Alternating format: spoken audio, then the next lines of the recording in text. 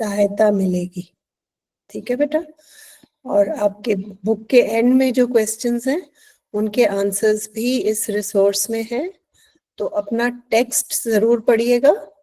ठीक है, आपका जो भी टेक्स्ट है इसको जरूर पढ़िए। इसके मार्जिन में भी आपको वर्ड मीनिंग्स दिए गए हैं, लेकिन जो रिसोर्स मैंने शेयर किया है उसमें मीनिंग और सेंटेंसेस दोनों हैं, और हिंदी और मराठी में भी मीनिंग दिया गया है। ठीक है, तो उससे समझना थोड़ा और आसान हो जाता है। और ये जो बुक के एंड में क्वेश्चंस होते हैं इनके आंसर्स भी उस शीट में आपको मिलेंगे। ठीक है, तो लेकिन आप लिख के पढ़िएगा। इसमें मैं कुछ कुछ क्वेश्चंस भी डाल देती हूँ, एमसीक्यूज, जिससे आप चेक कर सकते हो कि आपको कितना समझ में आया। ठीक है, ऐसे एक एक चैप्टर को आप रिवाइज करेंगे तो आपके लिए रिवीजन करना बहुत ही आसान हो जाएगा। जितने भी हमने चैप्टर्स किए, हमारी यूनिट 1 पूरी हो गई है और ये हम यूनिट 2 का सेकंड चैप्टर कर रहे हैं। और इसके बाद कितने चैप्टर्स बचते हैं हमारे?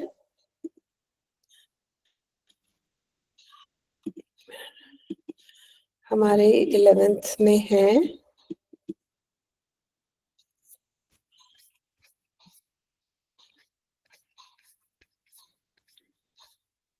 हमारे 6 चैप्टर्स हैं। तो आप आज 2.2 हम कर रहे हैं, उसके बाद 4 चैप्टर्स अगले 4 दिन में, जब भी हमारी अगली 4 क्लासेस होंगी उसमें खत्म हो जाएंगी। हमारी पोइट्री है इस सेक्शन 2 में। ठीक है, उसमें ज्यादा समय नहीं लगेगा। मीनवाइल अपनी स्टोरी जरूर रिवाइज करेगा बेटा। ठीक है, चलो शुरू करते हैं। आज हम we are going to read a poem called The Sower. Who is a sower?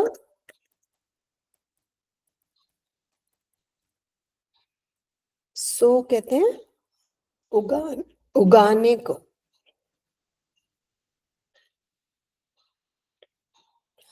You sow seeds in the soil.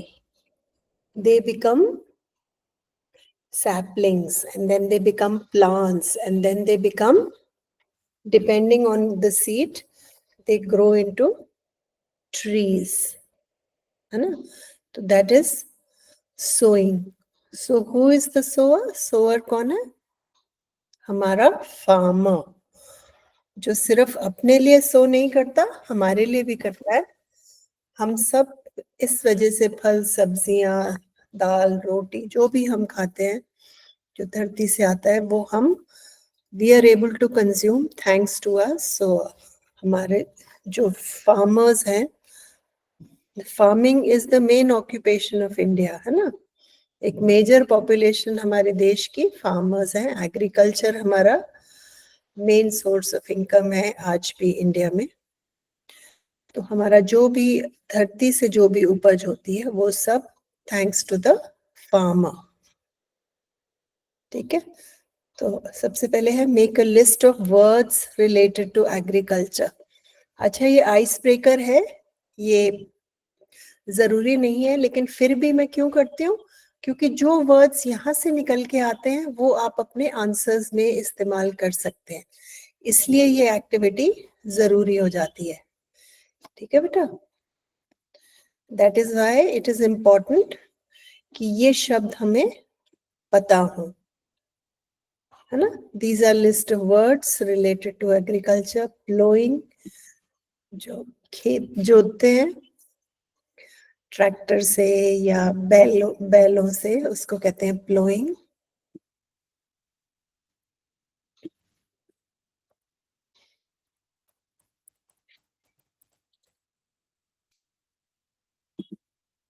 इसको कहते हैं प्लोइंग। ये फार्मर प्लो कर रहा है विद कैटल। जो थोड़े वेल ऑफ फार्मर्स होते हैं वो ट्रैक्टर से प्लो करते हैं। ठीक है, इसको कहते हैं प्लोइंग। अगला वर्ड है सोइंग। सो मतलब उगाना।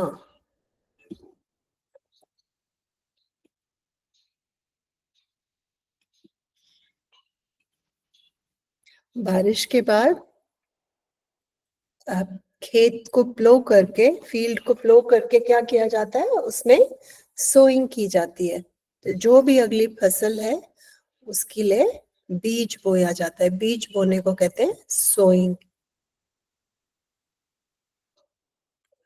ये देखो, एक अपने छोटे से गार्डन में सोइंग कर रहा है, और एक फार्मर क्या करता है, इतने लंबे चौड़े खेत में पूरे में सोइंग करता है।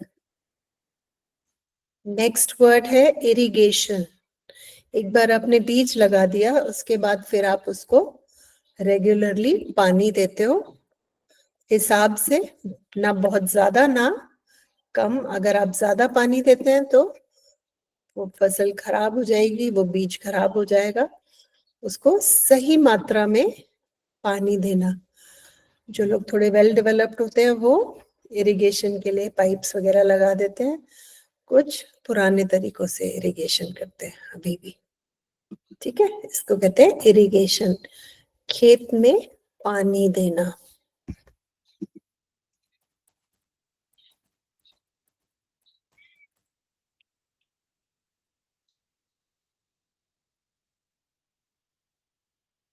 जहाँ पे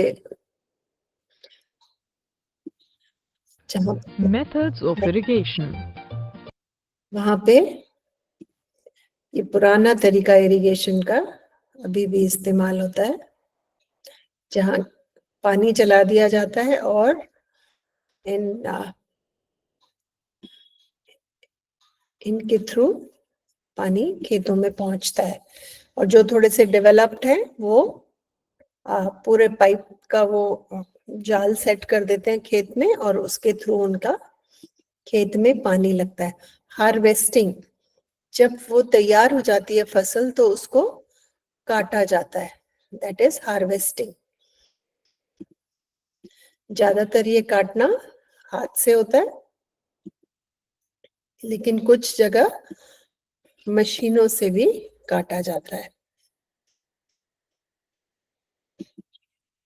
हिंदुस्तान में अभी भी बहुत जगह कटाई हाथों से होती है। बहुत से हम लोगों ने ये इस तरह के सीन देखे होंगे अपने गांव में, अपने आसपास, जहां दराती लेके लोग तैयार फसल को काट रहे हैं। इसको कहते हैं हार्वेस्टिंग। कुछ जगह जहाँ पे थोड़े डेवलपमेंट है वहां पे ट्रैक्टर वगैरह भी इस्तेमाल किया जाता है फॉर हार्वेस्टिंग, बट ज्यादातर हार्वेस्टिंग हिंदुस्तान में अभी तक भी हाथ से ही होती है।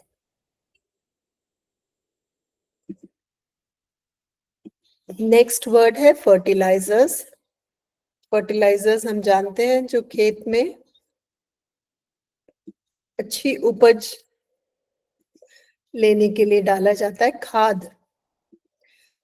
लेकिन आजकल खाद से रिलेटेड बहुत शिकायतें भी आ रही हैं कि उन खादों से लोग बहुत ज्यादा खाद इस्तेमाल कर रहे हैं ज्यादा फसल लेने के चक्कर में, और उस वजह से बहुत बीमारियां लोगों को उस खाने से होने लगी है। देखो, ये खेत में खाद डाल रहा है,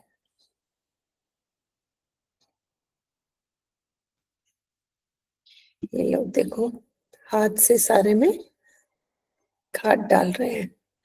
अगर लिक्विड है तो इस तरीके से भी स्प्रे की जाती है। ओके, नेक्स्ट वर्ड है हमारा क्रॉप रोटेशन। ये बहुत जरूरी है। क्रॉप रोटेशन होता है कि एक बार आपने एक फसल लगाई तो फिर लगातार वही फसल लगाने से क्या होता है, उपज नहीं आती और जमीन कमजोर हो जाती है।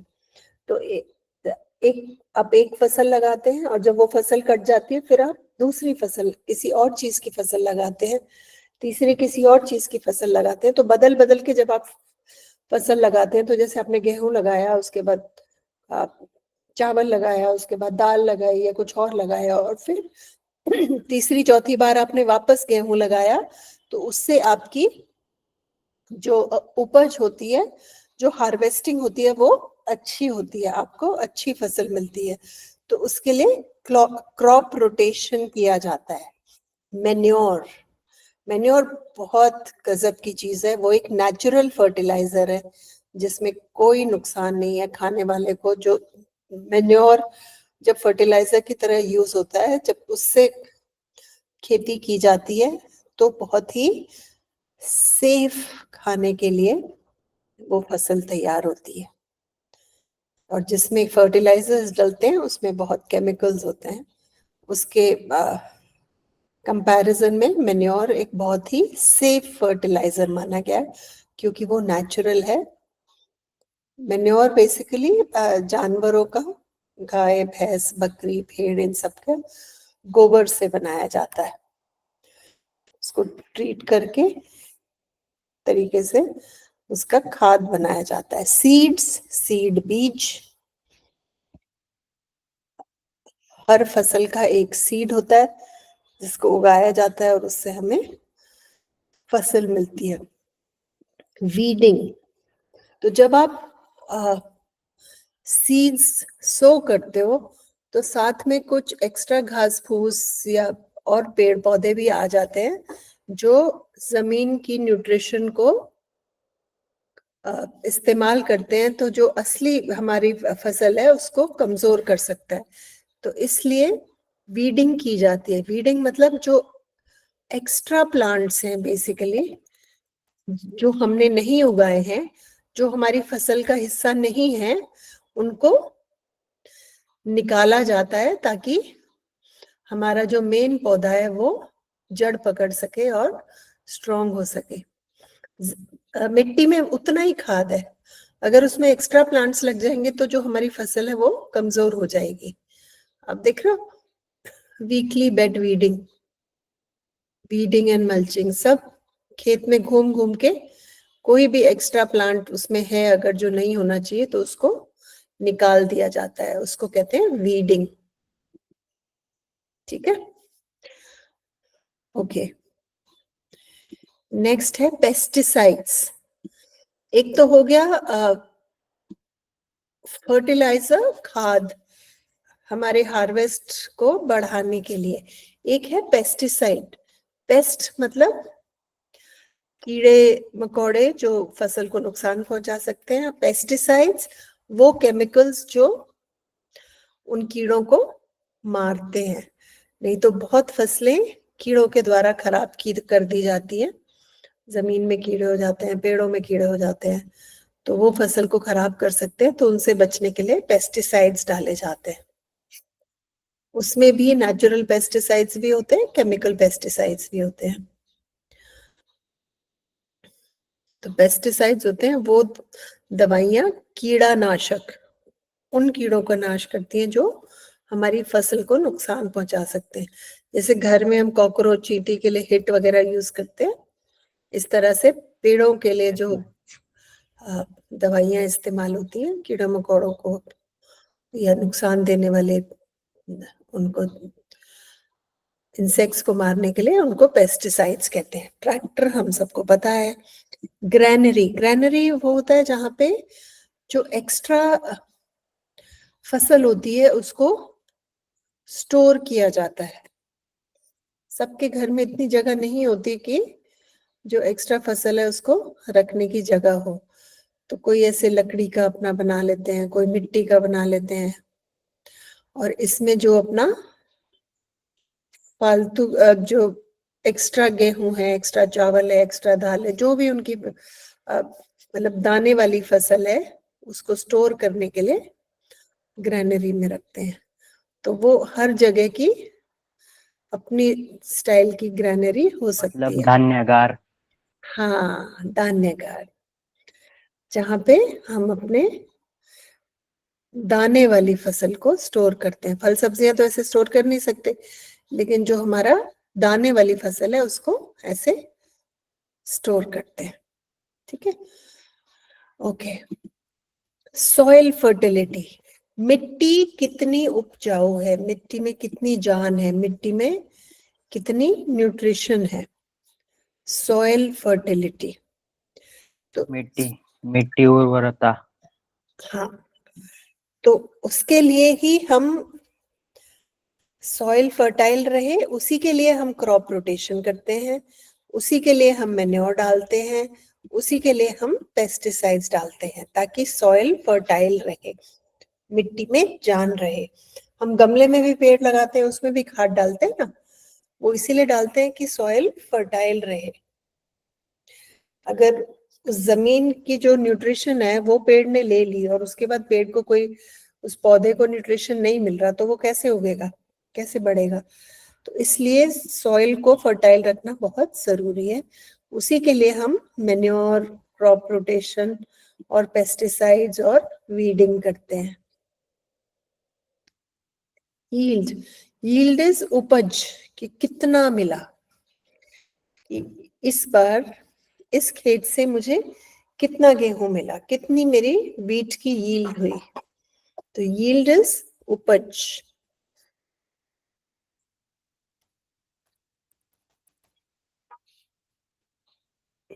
यील्ड, उत्पन्न, कितना उत्पन्न हुआ। प्लांटेशन, प्लांटेशन इज जब वो पूरा लगा हुआ वृक्षारोपण। है, हाँ, तो उसको कहते हैं प्लांटेशन। वृक्षारोपण, उसको कहते हैं प्लांटेशन। ठीक है, चलो अब नेक्स्ट क्वेश्चन पे हम चलते हैं। Activities carried out by a farmer, हमने अभी देखा प्लोइंग है, सोइंग है, हार्वेस्टिंग है, स्टोरिंग है, वो सब फार्मर ही तो करते हैं खुद, है ना? तो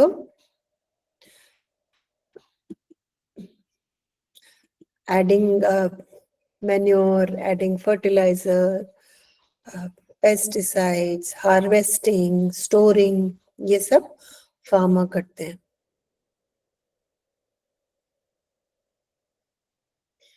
तो बहुत सारी हमारी ऐसे काम हैं जिनको इंजीनियरिंग, मेडिकल, टीचिंग, बाकी प्रोफेशंस के जितने बाकी कामों की जितनी इतनी मान्यता नहीं मिलती, लेकिन ये बहुत ही महत्वपूर्ण काम है सोसाइटी के लिए जो वो कर रहे हैं। अगर वो ना उगाएं या कम उगाएं तो हमारे पास खाने के लिए भोजन ही ना हो, है ना? तो ये आप ऐसे लिख सकते हैं एग्रीकल्चर पे। What is agriculture? Kinds of agriculture, importance of agriculture, future of agriculture. ये आप 4 पॉइंट्स को लेके, provides food security for the nation. yes, food security is so important. तो कभी हम देखते हैं ना, कितनी बार न्यूज में आता है कि प्याज इंपोर्ट कर रहे हैं, टमाटर इंपोर्ट कर रहे हैं, कितना महंगा हो जाता है टमाटर, प्याज। तो इसलिए हम अपने फार्मर्स पे बहुत ज्यादा डिपेंडेंट है, हमें उनको रिस्पेक्ट करना चाहिए, उनको इनकी ड्यू देनी चाहिए। अच्छा, तोरू, ये पोम लिखी है तोरू लता दत्त ने, बंगाली पोइट है। वो इंग्लिश और फ्रेंच दोनों में लिखती थी और वो 1856 में उनका जन्म हुआ था। तो बहुत ही पुरानी पोइट्रेस है और 21 में उनकी डेथ भी हो गई थी। तो इतनी छोटी उम्र में वो ऐसी इतनी बढ़िया पोएम्स लिख के गई हैं कि आज भी हम उनकी पोएम्स पढ़ रहे हैं। तो ये जो पोम है, ये उन्होंने विक्टर ह्यूगो की पोम ट्रांसलेट की थी, उन्होंने खुद नहीं लिखी। जो फ्रेंच में पोम लिखी हुई थी उसको उन्होंने इंग्लिश में ट्रांसलेट किया है। The sower. The sower is the farmer. Sitting in a porchway cool. Porchway is veranda. तो मैं आराम से ठंडे वरांडे में बैठा हूँ। Sunlight I see dying fast. धीरे धीरे सनलाइट जा रही है, इसका मतलब सनसेट का समय है, शाम का समय है। Twilight hastens on to rule. बहुत जल्दी अंधेरा होता जा रहा है। Working hours have well nigh passed. कि जो दफ्तर का समय होता है सुबह 10 बजे से शाम के 5 बजे तक, वो कब का खत्म हो चुका है. Shadows run across the lands. कि अब दूर दूर तक अंधेरा छाने लगा है. But a sower lingers still. लेकिन कौन अभी भी काम में लगा हुआ है? एक सोअर. वो क्या कर रहा है? वो बीज लगा रहा है. Sower, a person who plants the seeds, lingers, hangs around, remains. तो उसको कहीं जाने की जल्दी नहीं है. वो अभी भी धीरे धीरे अपना काम कर रहा है. वो वही old in rags he patient stands. फटे कपड़े हैं, पुराने कपड़ों में वो आराम से धीरे धीरे अपना काम कर रहा है. Looking on, I feel a thrill. कहते मुझे दूर से देख के बहुत ही अच्छा लग रहा है.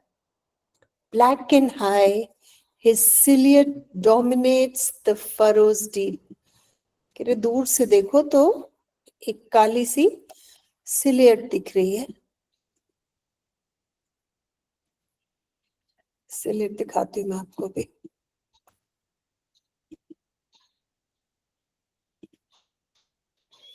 इसको कहते हैं सिलियट. जब दूर से आपको चेहरा नहीं दिख रहा, बस आपको एक फिगर की शेप दिख रही है, इसको कहते हैं सिलियट. तो आप दूर से देख रहे हो कि कोई खड़ा है जेब में हाथ डाले, बट कौन है आपको नहीं पता. ये इन एनिमल्स की सिलियट दिख रही है आपको, इसको कहते हैं सिलियट. ठीक है. ये आपको सिलियट दिख रही है कि एक नीचे है, दूसरा उसको हाथ पकड़ के, दो लोग हैं, but you can't see their faces, so that is silhouette. तो पोइट को भी जो सोअर है उसका फेस और बाकी चीजें क्लियरली नहीं दिख रही हैं, उनको सिर्फ उसकी सिलियट दिख रही है. Black and high. हाई क्योंकि दूर है तो वो बहुत ही ऊंचा प्रतीत हो रहा है, और ब्लैक तो है क्योंकि सिलियट है. Dominates the furrows deep. दूर बहुत क्लियरली मुझे एक सिलियट दिख रही है. Now to so the task is set. कि अब काम शुरू हो गया है. अब पेड़ जो बीज बोने का काम है वो हो गया है. Soon shall come a time to reap. अब बीज लग गए हैं, अब उपजाने का काम हो गया है. अब उसमें पानी दिया जाएगा, इरिगेशन होगा, उसमें वो ग्रो करेगा, और फिर फाइनली टाइम आएगा जब फसल पक जाएगी और उसको काटने का समय होगा. कहते हैं ना, एक कहावत है ना, so you sow shall you reap. कि जैसा तुम बोओगे वैसा तुम काटोगे. एक दूसरी कहावत है क्या, पेड़ बोया बबूल का तो आम कहाँ से होए. तो अगर तुम बबूल उगाओगे तो आम कहाँ से मिलेगा, तुम्हें बबूल ही मिलेगा. तो वही है, सो शैल यू रीप. तो पहले आप सो करते हो और फिर आप रीप करने का समय हो जाता है. कहते हैं ना, जो बोओगे वही काटोगे. तो तुमने कुछ बोया है और फिर अब इसको काटने का समय हो गया है. Marches he along the plain, to and fro and scatters wide, from his hands the precious grain. तो उसने क्या कर रखा है, उसने अपने साथ बीज लिए हुए हैं. हमने देखा था ना कैसे फर्टिलाइजर फेंक रहे हैं, ऐसे ही वो अपने हाथ से बीज बखेर रहा है, सो कर रहा है. चलते चलते वो चारों तरफ, स्कैटर मतलब बखेरना, तो वो अपने हाथों से दाने ऐसे ऐसे करके बिखेर रहा है, उगा रहा है. Muse I as I see him stride. और मैं उसको देखते हुए सोच रहा हूं, जैसे वो काम कर रहा है और मैं उसके बारे में सोच रहा हूं. Darkness deepens, fades the light, और धीरे धीरे अंधेरा बढ़ जाता है और लाइट खत्म होने लगती है. Now his gestures to mine eyes are august and strange. His height seems to touch the starry skies. तो जैसे जैसे लाइट कम हो रही है तो वो ऐसे लग रहा है जैसे वो उनकी हाइट और बढ़ती जा रही है. होता है ना, कई बार लाइट दूर होती है तो जो परछाई होती है वो और बड़ी नजर आती है. तो कहते कहते जैसे जैसे रात बढ़ रही है और लाइट कम हो रही है तो वो मुझे, जो सुअर है वो मुझे और भी बड़े दिखाई दे रहे हैं और आलीशान और अजीब से लग रहे हैं, और ऐसा लग रहा है वो छत, उनकी जो सिलियट है वो छत तक पहुंच रही है, छत तक कह रही हूँ, आसमान तक पहुंच रही है, स्काइज तक पहुंच रही है. तो ये फिगरेटिवली उन्होंने बोला है, लेकिन उनके कहने का मतलब है कि ये जो फार्मर है जो हमारे लिए बोने का काम कर रहा है, जिस वजह से हम खाना खा पाते हैं, वो किसी बहुत बड़े आशीर्वाद, बहुत बड़े भगवान का प्रतीक है. बहुत बार उनका कर्म बहुत ही डिग्निफाइड और स्पेशल है. He deserves a lot of respect for what he does. जो वो कर रहे हैं वो कोई छोटा काम नहीं है, वो एक बहुत ही बड़ा काम है हम सब के लिए.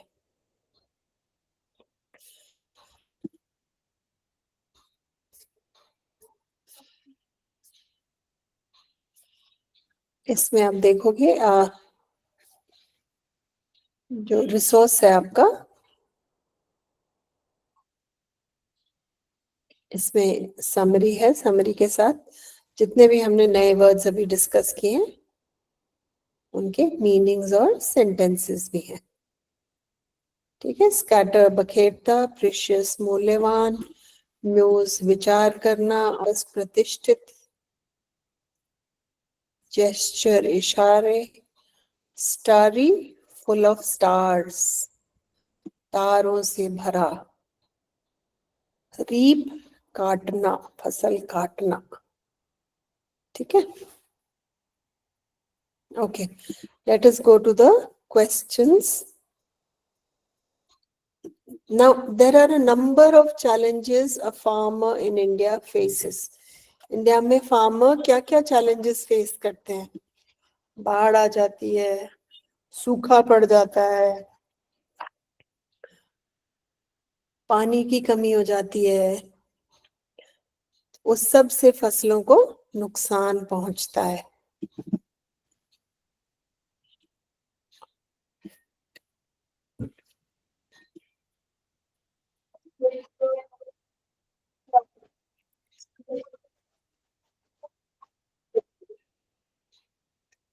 ठीक है.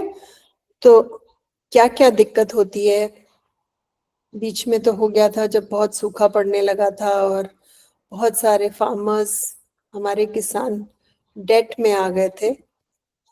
तो बहुत ही फार्मर्स कर्ज के नीचे दब गए थे, तो बहुत सारे फार्मर्स ने सुसाइड करना शुरू कर दिया था. तो क्या दिक्कतें होती है उनको? वाटर स्कैर्सिटी, पानी की कमी.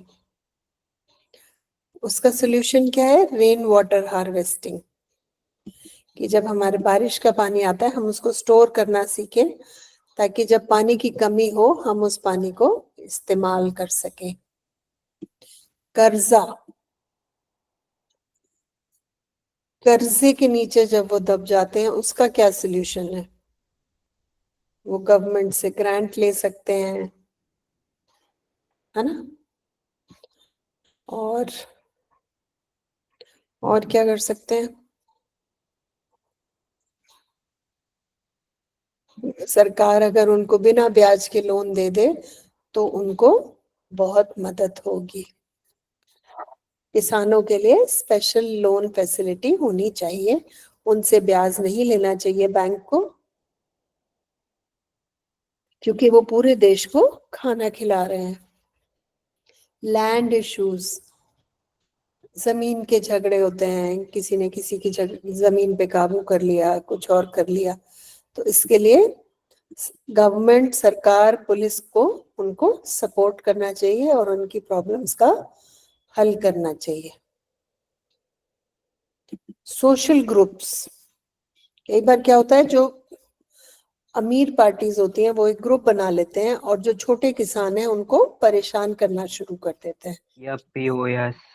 हाँ, उनको ये होता है कि हमें अपना अनाज सस्ता बेचो, या हमारे हिसाब से तुम काम करो, या जो हम कहते हैं वो उगाओ, अपनी मर्जी से मत उगाओ। तो जो ये एक सोशल ग्रुप बन जाता है, एक अमीरों का एक जमावड़ा बन जाता है, एक टीम बन जाती है, वो छोटे छोटे किसानों को परेशान करना शुरू कर देते हैं। तो उसके लिए भी सरकार को उन्हें सपोर्ट करना चाहिए कि कोई अकेला फार्मर है या कोई विमेन फार्मर्स कोऑपरेटिव है या कोई उनका ऐसा ग्रुप है, तो उनको सपोर्ट करना चाहिए। Lack of advance technology, technology का यूज हमें बढ़ाना चाहिए। कंप्यूटर यूज करना, फोन यूज करना, एआई यूज करना, कितना खाद डालना है कितने जमीन में, कौन सी बीमारी से कैसे बचना है, कौन से कीड़ा, अगर कोई कीड़ा, ये वाला कीड़ा लगा है तो इसके लिए ये दवाई इस्तेमाल होगी, ये वाली दिक्कत है आपके खेत में तो ये इस्तेमाल होगी। उसको एक किसान को अपनी समझ पे निर्भर होने के बजाय टेक्नोलॉजी से हम उसको गाइड कर सकते हैं। डाइवर्सिफिकेशन, डाइवर्सिफिकेशन मतलब सिर्फ किसान जिस सिर्फ खेती पे निर्भर ना होके और चीजों में भी वो अपना और चीजें भी वो काम करे, जैसे डेयरी करें या पोल्ट्री करें, बी कीपिंग, हाँ, फिशरिंग। या वो चौकीडानी टाइप जगह बनाए कि हाँ गांव में ऐसे खाना बनता है, ऐसे लोग रहते हैं, लोग आए, वो पैसे टिकट लेके उनका वो देखें, चूल्हे की रोटी खाएं। तो वो एक एग्रो टूरिज्म टाइप आप बना सकते हैं। जिन जो लोग शहर में रहते हैं, जिन्होंने गांव नहीं देखा, वो बड़ी खुशी खुशी वहां पे आके एक दिन बिताते हैं और उससे किसान 4 पैसे बना सकता है। तो इस तरह की चीजें किसान कर सकते हैं ताकि वो सब कुछ उनका सिर्फ खेती पे निर्भर ना रहे। मार्केट रिस्क, मार्केट रिस्क ये है कि कभी किसी चीज का कीमत बहुत ज्यादा गिर जाती है, तो किसान जब बेचने जाता है उसको, तो उसको उसका खर्चा भी नहीं निकल पाता। एमएसपी निश्चित करनी चाहिए। हाँ, तो उसको वो कहते हैं मिनिमम मिनिमम प्राइस। मिनिमम कौन सा प्राइस था, मिनिमम प्राइस जो गवर्नमेंट कहती है कि इससे कम नहीं होगा, कि अगर इससे कम जाता है तो इस प्राइस पे सरकार तुमसे खरीदेगी। मिनिमम सपोर्ट प्राइस कहते हैं इसको। कि अगर गेहूं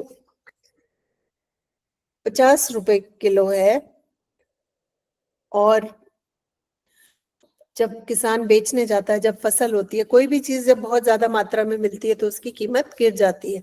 तो उस समय जब सबकी फसल आती है तो उस समय गेहूं की कीमत 20 रुपए किलो गिर गई।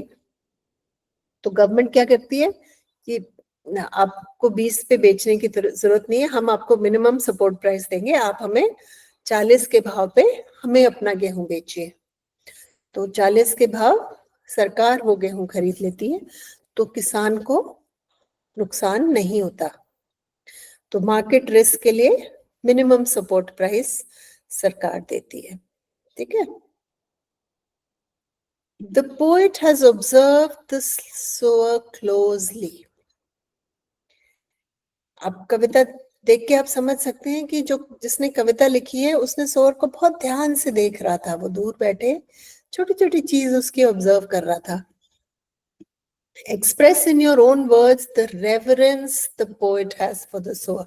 Reverence means respect. पहले तो क्या आपको लगा कविता पढ़ के कि जो कवि है वो सोअर को रिस्पेक्ट करता है? लगा?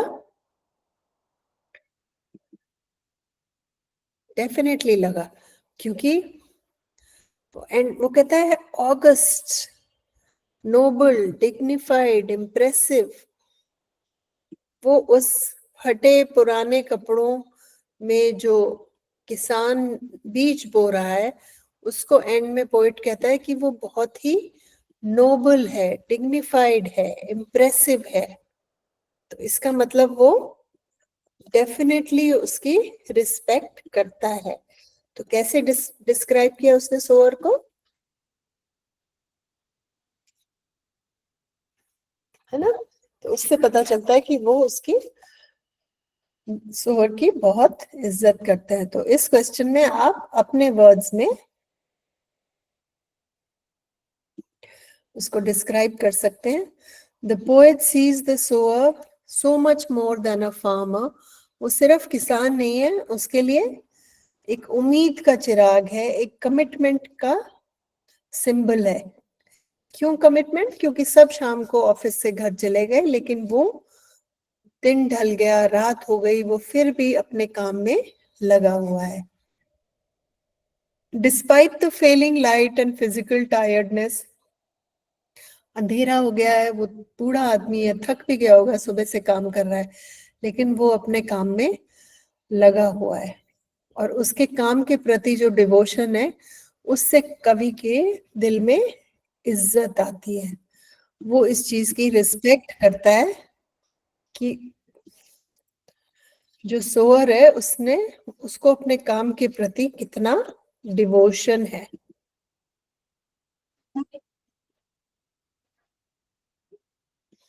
ठीक है।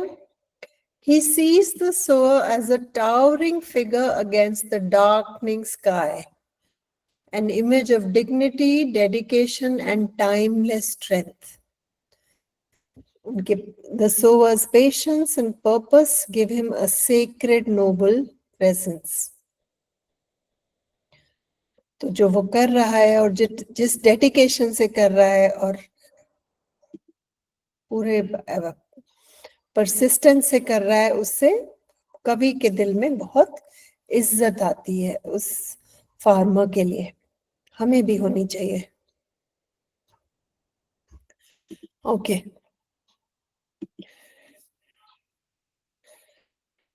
The poet is prompted to call the sower an august personality, which means he has reached the highest position in his workplace. इसका मतलब वो इतने अच्छे से अपना काम कर रहा है कि उससे बड़ा ओहदा, उससे बड़ी इज्जत की चीज किसी के लिए नहीं हो सकती। कोई उसको बोल नहीं रहा कि तुम 4 घंटे और काम करो, तुम काम खत्म करके जाओ। वो अपनी लगन से, अपनी डेडिकेशन से, अपनी जिम्मेदारी से लगा हुआ है, बिना थके, बिना रुके।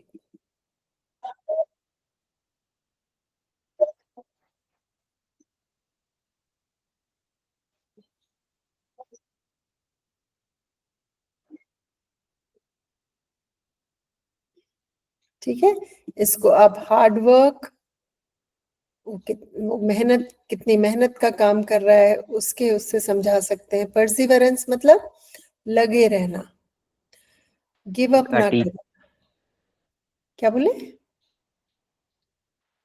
काटी पता नहीं बेटा मुझे, मराठी में बोल रहा हूँ। मतलब काम मैम। चिकाटी, यस मैम। है ना? लगे रहना, डेडिकेशन भी परसिवरेंस ही है, किसी चीज को लेकर समर्पित हो जाना। पूरे दिल और जान से कुछ करना। pick out the alliteration S. The poet has used the word imagery. Poem appreciation जब आप लिखते हैं, सबसे पहले पोएम का नाम और पोएट लिखते हैं फर्स्ट लाइन में, फिर ये लिखते हैं कि पोएम की थीम क्या है, किसके बारे में है, उसकी लैंग्वेज क्यों खास है, उसमें कवि क्या कहना चाह रहा है, और एंड में आपका उसको लेके क्या ओपिनियन है, उसको कहते हैं हम पोएट एप्रिसिएशन। जिसे फर्स्ट लाइन होगी, the sower by Tarun Dutt is a symbolic and reflective nature poem. ठीक है, कवि और कविता के बारे में हो गया। थीम क्या है, डिग्निटी इन लेबर, कि कोई काम छोटा बड़ा नहीं है और जिसको तुम मेहनत से करो, दिल से करो, वही काम इज्जत के लायक है। पोएटिक डिवाइसेस, लिरिकल है, इलिटरेशन है, इमेजरी है, पर्सोनिफिकेशन है। और स्पेशल फीचर्स और मैसेज ये है कि greatness lies in dedication and simplicity. आप जो भी काम करें अच्छे से करें, उसी से ग्रेटनेस आती है। ग्रेटनेस किसी कुर्सी, उपाधि या टाइटल से नहीं आती। ये आपका ओपिनियन आप लिख सकते हैं। The poem deeply moved me, it reminded me to respect not only the land but also those who silently serve it. कि धरती तो हमारी माता है ही, लेकिन वो भी पूजनीय है जो हमें उस पे चुपचाप काम करते हैं, ना कुछ कहते हैं, ना किसी से कुछ मांगते हैं और चुपचाप अपने कर्तव्य में लगे रहते हैं, वो भी पूजनीय है ना। ये पोम की समरी है, समरी शुरू में भी है और एंड में भी आपको मिल जाएगी। आप अपनी एक पोम 4 लाइन, 4 से 6 लाइन की एक पोम बना सकते हैं, जो राइमिंग हो या ना हो वो आपके ऊपर है। आप ये सेंटेंसेस कंप्लीट करके अपनी पोम बना सकते हैं। ये आप लेटर राइटिंग कर सकते हैं। Imagine you are a farmer from a drought prone area. Write a letter to a newspaper editor, discuss the problems and possible solutions. अब देखेंगे हमने जो यहाँ पे किया था, हमने प्रॉब्लम्स और सॉल्यूशंस की बात की थी। इसी से आप आइडिया लेके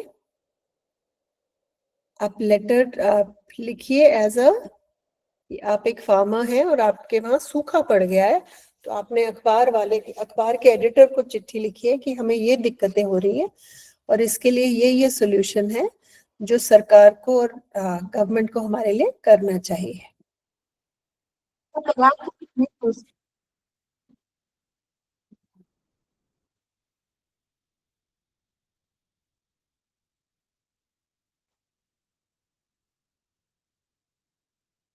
ठीक है, तो ये आप लेटर लिख सकते हैं। लेटर का फॉर्मेट आपको पता है और उसमें आप लिख सकते हैं कि क्योंकि सूखा हो गया है, सूखा पड़ गया है, तो हमें ये दिक्कत आ रही है और इस दिक्कत की वजह से ये इस तरह से हमें सरकार की मदद चाहिए। तो बेटा आपका होमवर्क है इस चैप्टर से A6, A5, A1, ये जो टेबल हमने डिस्कस की, और A5, ये अप्रिसिएशन और समरी। ठीक है, तो ये पोम A1, A5 और A6 आपका होमवर्क है। ठीक है, A7 एक बार देख लेते हैं। Agriculture is the principal occupation in Maharashtra and it has many career opportunities. तो सिर्फ फार्मिंग के अलावा और भी कृषि से रिलेटेड काम है जो हम कर सकते हैं। जैसे एग्रीकल्चर करस्पॉन्डेंट, करस्पॉन्डेंट कौन होता है, जो अखबारों पे खबर लिखता है या ले जाता है, जो न्यूज़पेपर या कंपनी को एग्रीकल्चर से बांधता है, कनेक्ट करता है। तो एग्रीकल्चर करस्पॉन्डेंट क्या करता है, वो आर्टिकल्स, रिपोर्ट्स देता है ऑन एग्रीकल्चर, क्या सरकार ने नए रूल्स बनाए हैं, लोगों को क्या दिक्कत आ रही है, वो सब एग्रीकल्चर करस्पॉन्डेंट कवर करता है। बाकी मार्केटिंग कम्युनिकेशंस मैनेजर, तो जो मार्केटिंग कम्युनिकेशंस मैनेजर है वो जो एग्रीकल्चर के प्रोडक्ट्स हैं उनको, उनके बारे में बात करता है, उन्हें प्रमोट करता है, उनकी ब्रांडिंग और सेल मैनेज करता है। एग्रीकल्चरल पॉलिसी एनालिस्ट, एग्रीकल्चर से रिलेटेड जो भी पॉलिसीज बनती हैं, जो भी रूल्स बनते हैं, उनको पढ़ता है, उनको, और उनके बेसिस पे सरकार को वो सलाह देते हैं, जिसमें किसान और देश दोनों का फायदा हो। फार्म मैनेजमेंट, जो एक्चुअल फार्म है उसको मैनेज करना, वहाँ के रिसोर्सेज को मैनेज करना, वहाँ कितने लोग काम करेंगे, इरिगेशन कौन करेगा, किस तरह से कब पेस्टिसाइड डालना है, कब हार्वेस्टिंग करनी है। तो फार्म मैनेजमेंट जो करता है वो फार्म को मैनेज करता है हर चीज को लेके, from production, resources and labour. Soil conservationist, वो सॉइल हेल्थ मेंटेन करता है कि सॉइल को टेस्ट करना कि उसमें न्यूट्रिशन कम तो नहीं हो गया है, और उसको अगर न्यूट्रिटिव है तो उसका न्यूट्रिशन कैसे मेंटेन करना है, अगर सॉइल हेल्थ कमजोर है तो उसकी वो वैल्यू कैसे बढ़ानी है, उसमें क्या हमें मैन्योर डालना चाहिए, क्या हमें क्रॉप रोटेशन करना चाहिए कि सॉइल हेल्थ वापस आ जाए, और सॉइल का जो लॉस है, सॉइल इरोजन होता है जो पेड़ कटने से, बारिश में, बाढ़ में, उसको कैसे हम रोक सकते हैं, उस सब के लिए सॉइल कंजर्वेशनिस्ट काम करता है। साइंटिस्ट एट कृषि विज्ञान केंद्र, कृषि मतलब फार्मर, विज्ञान साइंटिस्ट, केंद्र सेंटर, इसका मतलब वहां पे अगर आप साइंटिस्ट हैं तो आप किसान और एग्रीकल्चर रिलेटेड साइंटिस्ट हैं, और आप वो नॉलेज, ज्ञान, स्किल्स फार्मर्स तक पहुंचाते हैं। मशीन डिजाइन इंजीनियर, जो मशीन्स डिजाइन करते हैं, टूल्स डिजाइन करते हैं, मशीनरी डिजाइन करते हैं, जो फार्मर और फार्मिंग के काम आती है, एग्रीकल्चर में यूज होती है। जूलॉजिस्ट, जू से देखो, जू में जानवर होते हैं, तो this has to do with animals. Zoologists, they study farm animals and wildlife and help in livestock management. जो हम पोल्ट्री फार्मिंग करते हैं, जो हम डेयरी फार्मिंग करते हैं, जो और तरह की फार्मिंग करते हैं, उससे हम बेस्ट तरीके से कैसे कर सकते हैं कि जानवर को भी नुकसान ना हो और हमें भी उससे फायदा हो। वेटरेनियन कहते हैं ना, वेट कहते हैं शॉर्ट में, vet doctors, they are doctors who care for the health of, जानवरों के डॉक्टर को वेट कहते हैं, जो फार्म एनिमल्स की हेल्थ पे ध्यान देते हैं। फूड माइक्रोबायोलॉजिस्ट, जो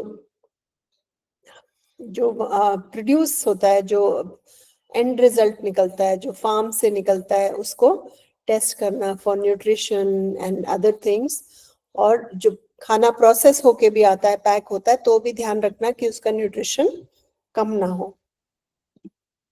horticulturist specializes in fruit, vegetables and ornamental plant cultivation, जो स्पेशली फल, सब्जी और कुछ प्लांट्स हम सुंदरता के लिए उगाते हैं, वो उनकी स्पेशलिटी होती है, हॉर्टिकल्चरिस्ट।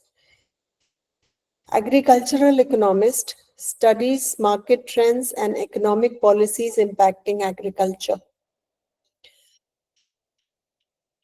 तो ये वो इकोनॉमिस्ट होते हैं जो मार्केट ट्रेंड्स को स्टडी करते हैं और पॉलिसीज को स्टडी करते हैं कि आजकल एग्रीकल्चर से रिलेटेड क्या पॉलिसीज हैं, उनसे हमें फायदा हो रहा है या नहीं हो रहा है, उस सब पे नजर रखते हैं।